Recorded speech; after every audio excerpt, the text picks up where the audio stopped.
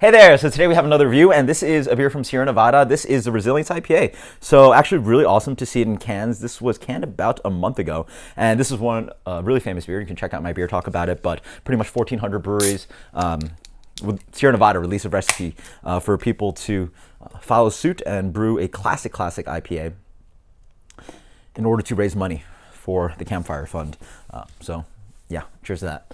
Anyway, this is a very classic kind of looking IPA. This beer comes in at, that is not, 6.7%, and it is quite dark. I mean, this is almost like Sierra Nevada Celebration, like amber ale style. This is deep gold. I mean, sorry, not deep amber. This is a very deep amber color with a yellowish head to it. I mean, that's a very dark looking beer. Let's get the aroma on this one.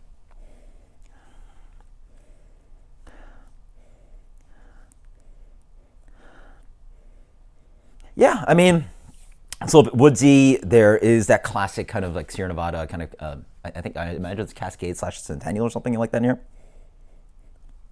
It's a little bit minty. It's a little bit piney. It's like a little bit like just forest-ish, you know, forest, wood, pine, leaves.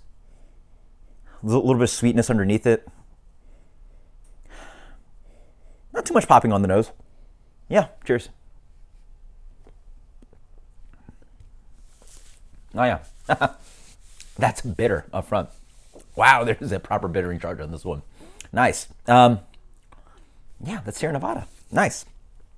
Actually reminds me a little bit of Celebration. I really should have these side by side. Then again, Celebration's not fresh right now, but bitterness up front, piney. It's not like green pine. It's like an earthy kind of pine thing going on. It's a little bit, yeah.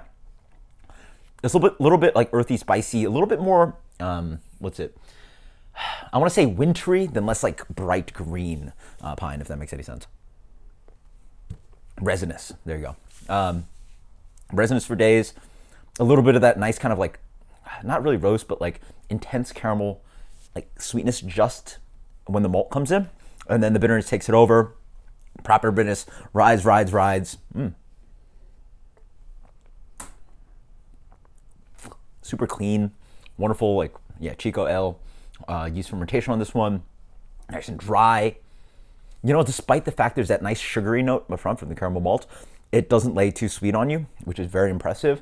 This is like, you know, in the vein of like how awesome Torpedo was. This is just a little bit more, I want to say this might be even a little bit more bitter, but that beer is also quite bitter as well. But definitely a little bit more malt character and malt-rich sweetness. Malt-rich flavor without too much sweetness. That's where I'm going. This is very good. Oh yeah, this has proper bitterness, nice and dry, nice like deep bass tone kind of hop notes to it, and oh, that's just like, man, this is a kind of beer, like this is the proper kind of beer you want to have at a bar pairing with food. I mean, that's just awesome. It just has a nice malt to stand up to everything, bitterness throughout, clean without being stickingly cloying. This is great. I mean, like, man. Oh, this is a crusher.